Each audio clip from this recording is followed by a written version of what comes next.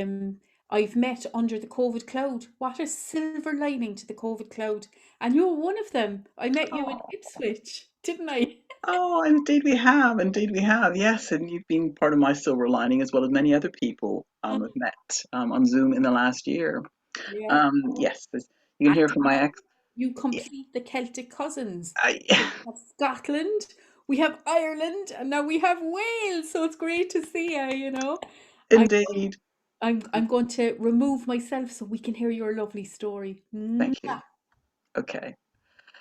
Thank you. And it's great. As you can hear from my accent, I'm not exactly Welsh, but my late mother, my mam, was Welsh. So I will actually be telling you a story from Wales. It's actually considered the Bron Rhyddan. How the Bron Rhyddan got its red breast. The red robin. In Welsh, Bron Rhyddan means scorched breast.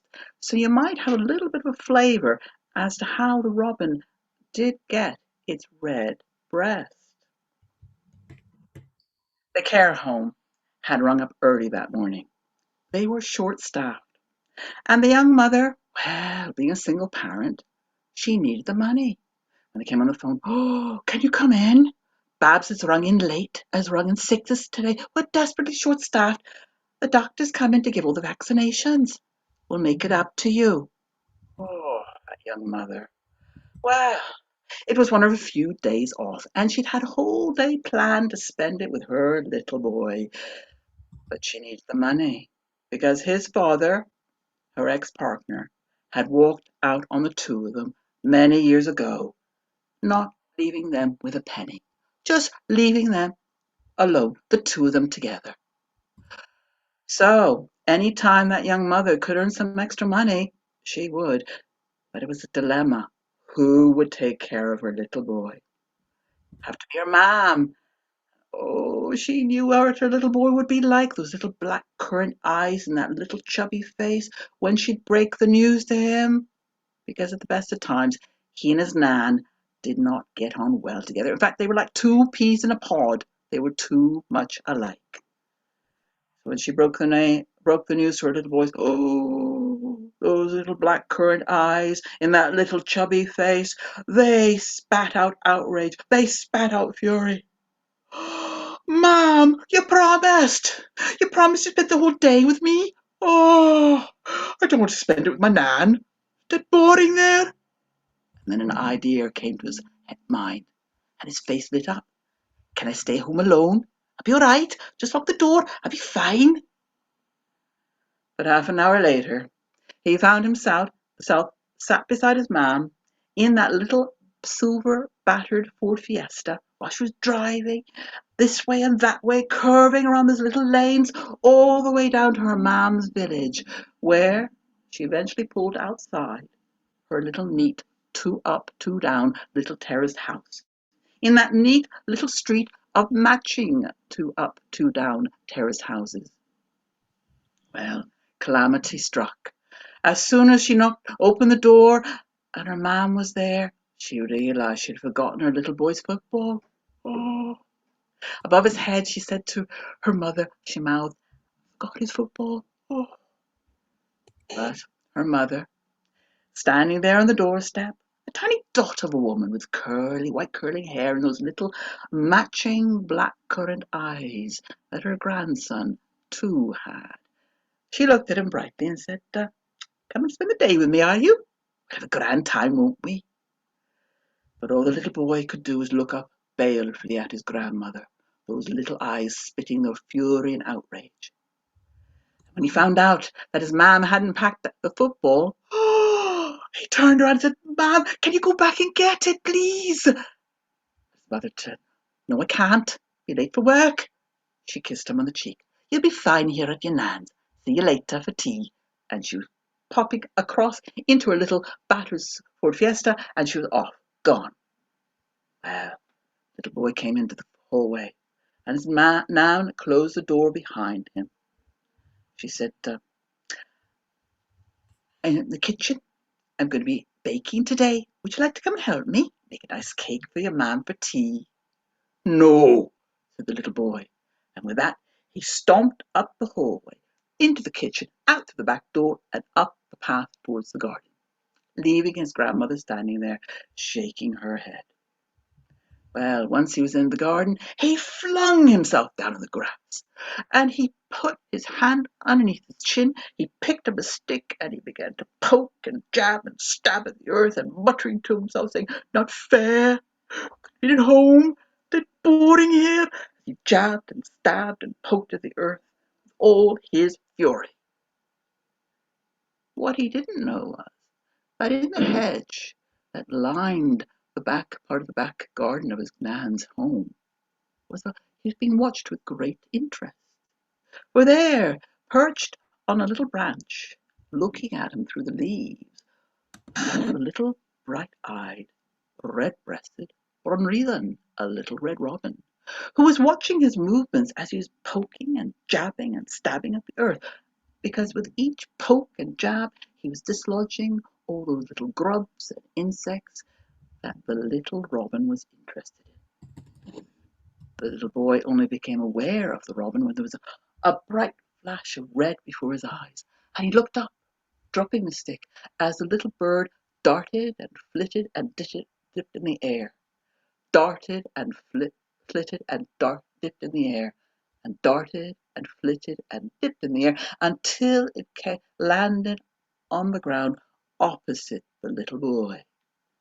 There, looking at him with that little robin attitude, eyeing him up.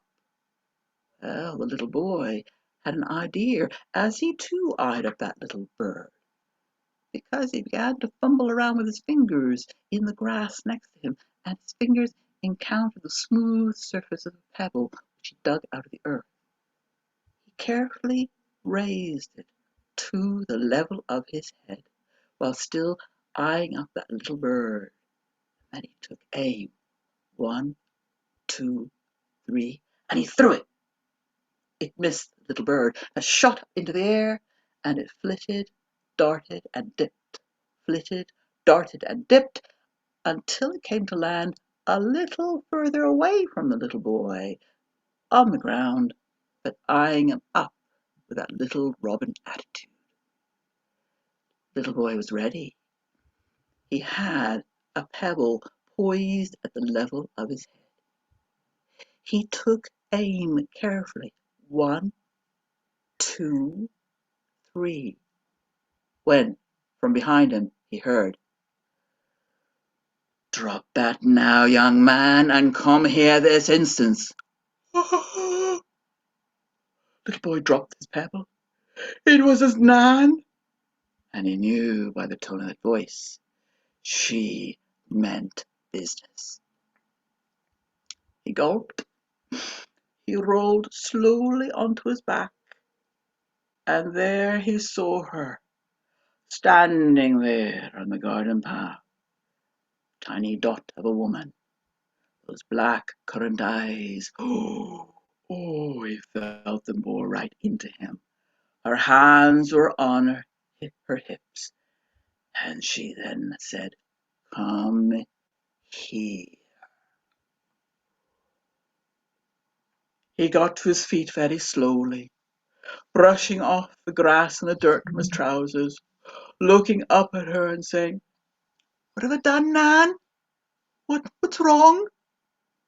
"Oh," she said, as he slowly made his way up towards her. "I didn't think you had a cruel bone in your body," she said. "Oh, I didn't think you could treat that brave little bird that way.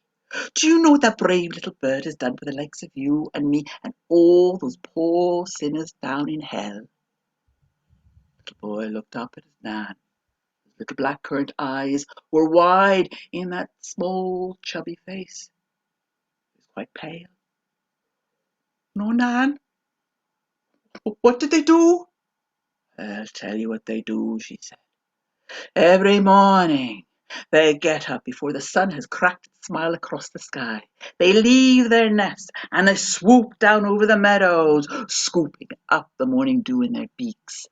And then They fly down between the cracks in the earth, flying this way, this way, that way, until they reach the very fiery doors of hell itself, where the devil lives, and all those poor sinners. And those brave little birds, they manage to fly up over those flames, and then they come to where the sinners are in the center of hell, where they have those circle of fires, those eternal flames around them, burn them and prick them and poke them. And those poor sinners, they are in agony. And when the little birds are circling overhead, they all look up, their eyes full of suffering. And one by one, the little birds swoop down and drop a little bead of morning dew between their parched, cracked lips, bringing them relief. But on the return journey home back to the earth above, the devil doesn't like any acts of kindness. He stokes up those fires, and as the birds leave one by one, those flames lick their little breast feathers, turning them a bright, fiery red.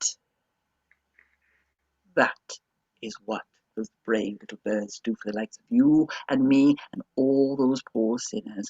So I don't want you being cruel to them ever again. Well, with that sermon of brimstone of fire, delivered like a good chapel pastor, down on a congregation, a Welsh congregation, that little boy, oh, his tears, those little black curly eyes, tears, his eyes filled up with tears, and he felt like his heart was breaking too. I didn't mean to be cruel to the man. It was only meant to be a joke. I'm so sorry, as those tears began to tumble and roll down his cheeks. Well, his Nan loved every single hair on his grandson's head. And she wasn't a bad woman. She just wanted to teach him a bit of a lesson, which she said, I hope you've learned from this, but oh, come here, she said. Let me give you a bit of a coach. And she got him into a hug, and he wrapped his arms around her, and he sobbed as if his heart would break. And she said, come now, come down. Not as bad as that. Might have been a little harsh in telling you the story, but I hope you've learned your lesson. Come on now. Tell you what, I know you didn't want to bake beforehand, but I'm making a chocolate cake for you, ma'am, and I know it's one of your favourites. Would you like me to show you how? And would you like to surprise your ma'am for tea? Well, he looked up at her and he nodded as she took the corner of her apron and she dried his eyes and said, now come on now, come on. And together they walked up the garden path into the kitchen, and I can tell you, they had a grand time together. And after that, well, the little boy was never ever cruel to another Bronreaven ever again. And that's the story of how the robin got his red breast from Wales. Oh my God, what a great story. I really enjoyed it. I loved the Nan and how she'd look at you, you I know. know, I know. And, and I had a nan like that. Oh, she was fierce. oh my God, I tell you, you brought the Nan to life, definitely. And the cutch, the cutch and the little hug that you'd get. We used to call it a love. Give me a little love. Yes, So, yeah. Oh, that was beautiful, Sharon. Thank you so much. And we hope now that we will see you in Kerry again. of course. For now, I'm just going to Thank release you. the spotlight. Thank you so much.